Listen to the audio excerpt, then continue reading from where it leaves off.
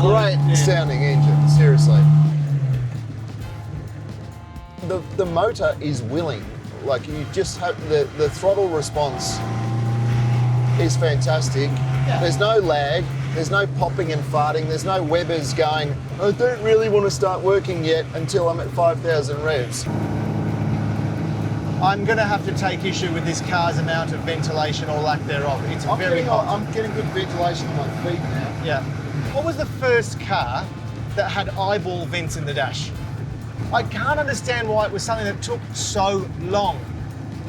Just put a vent in the dash. But look, all of these cars had these vent windows on the side, so you crack those open. Yes, but you couldn't do anything once that was open. Well, you can't do anything when it's raining because it just directs Exactly. directs the rain right into your face.